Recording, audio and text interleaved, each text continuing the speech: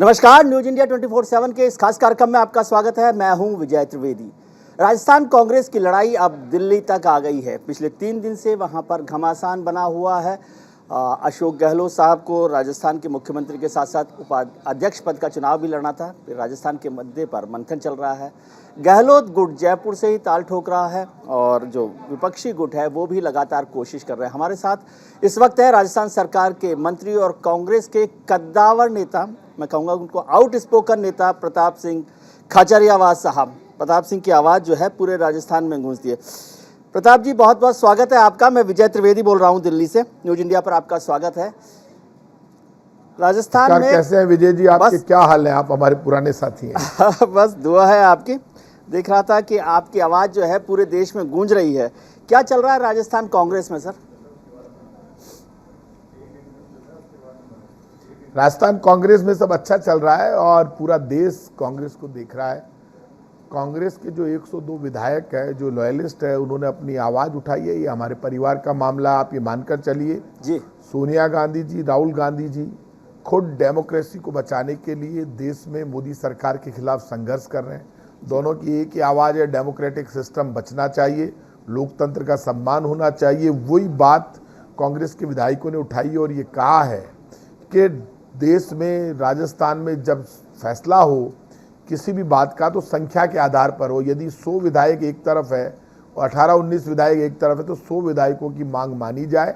और ये बात यदि उन्होंने अपने परिवार में अपनी नेता को कही है तो सोनिया गांधी जी को देश का कांग्रेस का कार्यकर्ता अपनी माँ के समान मानता है, तो सोच समझ कर कही है। सब उम्मीद कर रहे हैं कि उनकी माँ उनके साथ न्याय करेगी। जी प्रताप जी, 2 बातें आपने कही कि जहाँ बहुमत हो, 100 विधायक जिसके साथ हो उनकी बात को मानी जाए, ये बात ठीक है। तो 2 सवाल है। एक तो ये 100 विधायक किसके साथ हैं और दूसरे इन 100 विधायकों की मांग क्या है? क्या चाहते हैं 100 विधायक? देखिए, 100 विधायकों की मांग है। उस दिन मैं ही उनकी मांग रख के आया था, मैं, धारीवाल जी, महेश जी। हमने माकन साहब को, खड़गे साहब को ये बात बताई थी कि 100 विधायकों को हमने कहा था कि भाई मीटिंग में चले। बोले नहीं, आप तो हमारी मांग बता दीजिए। उनकी मांग एक ही है कि जो 102 लॉयलिस्ट थे उनमें से किसी एक को यदि चीफ मिनिस्टर बदले तो उनमें से किसी एक को चीफ मिनिस्टर बनाया जाए और हमारे से 1-to-1 बात करना चाहे तो कर लें। और जब ये फैसला हो जाए तो उसके बाद सारी हमारी बात सुनकर समस्या का समाधान किया जाए। उस दिन जब ये हम बुलाने गए तब आधे विधायक चले गए थे, नवरात्रों के कारण आधे रह गए थे। उनका साहब अगली बार मीटिंग कर लेना, हम सोनिया गांधी जी के आह्वान पर जो भी रिजोल्यूशन पास करना होगा कर देंगे, ऐसा कोई डिस्प्यूट नहीं होगा। लेकिन उन्होंने ये डिमांड जरूर की थी जो मैंने आपको बताई। जी, तो क्या कंफ्यूजन हो रहा है? और क्या अशोक गहलोत जी से भी वो उस वक्त नारा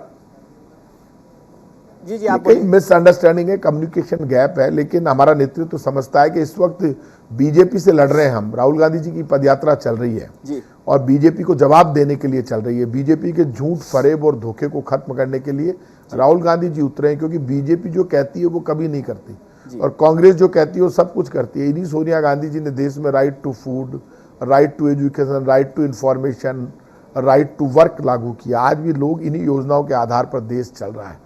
तो ऐसे में लोग सोनिया गांधी जी की तरफ देख रहे हैं। लोग उम्मीद कर रहे हैं कि सोनिया गांधी जी ने हमेशा देश के साथ न्याय किया है, दलित की, पिछड़े की, कुचले की, जो पीछे रह गया उसकी मदद की है।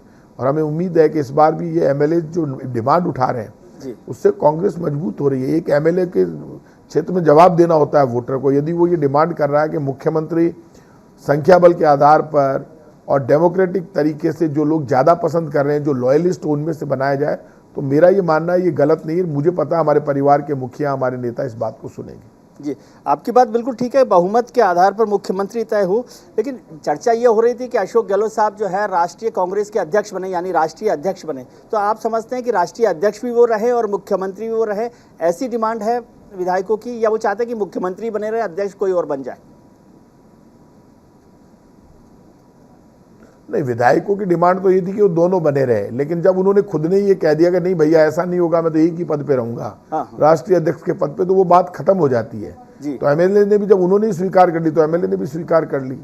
बाद में जब उन्होंने पहले कहा था मैं अभिभावक हूँ, आपकी हर बात का सम्मान करूंगा, आपके लिए किसी भी हद तक लड़ूंगा, तो आज एमएलए पूछ रहे हैं गहलोत साहब आप कहाँ, आप तो अभिभावक थे, आप उन्हीं लोगों में से किसी एक को चुनना चाहते हैं जो हमारे खिलाफ उस वक्त टग ऑफ वॉर चल रहा था, तो उनमें से चुनेंगे तो हमारा क्या होगा?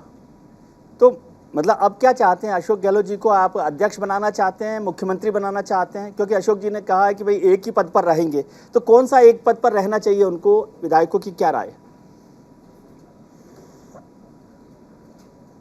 देखिए, विधायकों की राय तो है कि अशोक गहलोत जी मुख्यमंत्री रहे, लेकिन यदि वो राष्ट्रीय अध्यक्ष भी बनते हैं जी, तो विधायकों की राय कोई जुदा नहीं है, वो राष्ट्रीय अध्यक्ष बने यदि नेतृत्व चाहता है।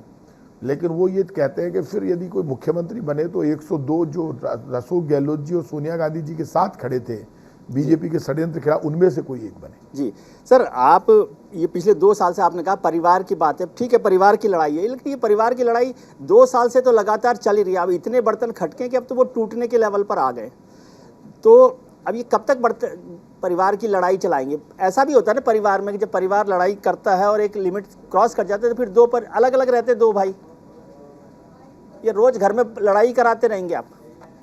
ऐसा नहीं है, मैं तो लड़ाई नहीं चाहता। आपका मेरा मतलब बस कि चले तो आज ही कांग्रेस बैठ के के अंदर फैसला हो लड़ाई जाए। चल रही है ना, उससे और सब जनता का एक- भला नहीं हो रहा? नहीं, जनता का तो देखिए, एक बात सुन लीजिए विजय जी, राजस्थान में वेलफेयर की सबसे ज्यादा स्कीम है, जनता के साथ कोई कॉम्प्रोमाइज नहीं है, जनता के कोई प्रॉब्लम नहीं है, सरकार आराम से चल रही है, हर वेलफेयर की स्कीम लागू है, इस वक्त काम हो रहा है राजस्थान में। अभी आपने बात कही कि राहुल गांधी जी भारत जोड़ो यात्रा कर रहे हैं। इस समय कांग्रेस के 2 बड़े महत्वपूर्ण फैसले हुए, एक भारत जोड़ो यात्रा जिससे कांग्रेस को एक नई इमेज मिलती, नया एक्शन मिलता, उस पर पूरे राजस्थान के संकट से है ना वो पर्दा फिर गया है, पड़ गया है, पानी पड़ गया है और अब कोई उसकी चर्चा नहीं कर रहा। दूसरा बड़ा काम कांग्रेस ने किया था कि अध्यक्ष का चुनाव करवाने की बात थी, एक डेमोक्रेटिक प्रोसेस से, अब उसकी भी चर्चा नहीं हो रही। क्या ये दोनों नुकसान के लिए राजस्थान कांग्रेस के लीडर्स जिम्मेदार हैं? इसमें मैं अशोक जी, सचिन पायलट, प्रताप सिंह खचरियावास, धारीवाल जी का नाम नहीं ले रहा, लेकिन ओवरऑल जो कांग्रेस का क्राइसिस है राजस्थान का, उससे इन दोनों स्टेप पर बड़ा नुकसान हुआ है, ऐसा आप मानते हैं? नहीं, मैं ऐसा नहीं मानता, ये हमारे परिवार का मामला है।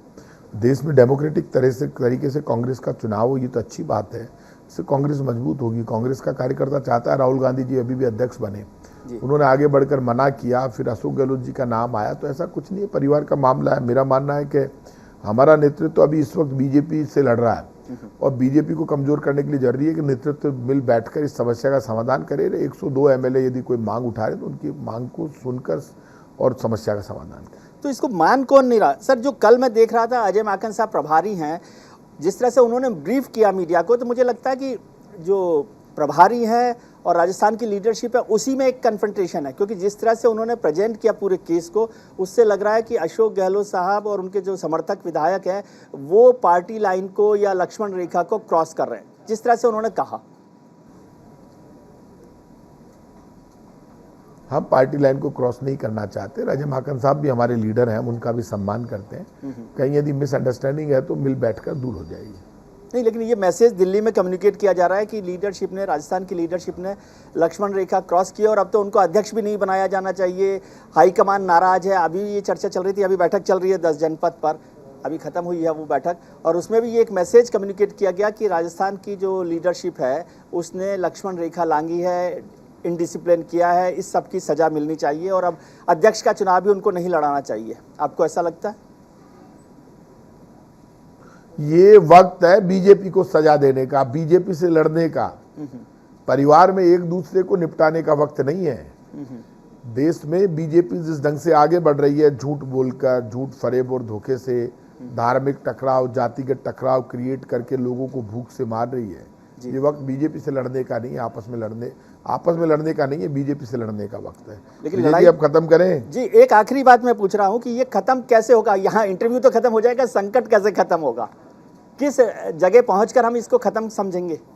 विजय जी, संकट वो सुदर्शन चक्र वाला बैठा है कृष्ण भगवान। हम लोग अपने आप को भगवान राम का वंशज मानते हैं, आप देख लेना, वो खुद देख रहे हैं सब कुछ, वो निश्चित रूप से सही फैसला करेंगे, जो नीति, न्याय और लोकतंत्र के सिद्धांतों के अनुसार होगा, वो अपने आप ठीक करेंगे। चलिए, बहुत बहुत धन्यवाद आपका, बहुत शुक्रिया और बहुत शुभकामनाएं कि ये संकट जल्दी खत्म हो। हमारे साथ थे प्रताप सिंह खचरियावास साहब, राजस्थान सरकार के मंत्री और बड़े कद्दावर नेता हैं।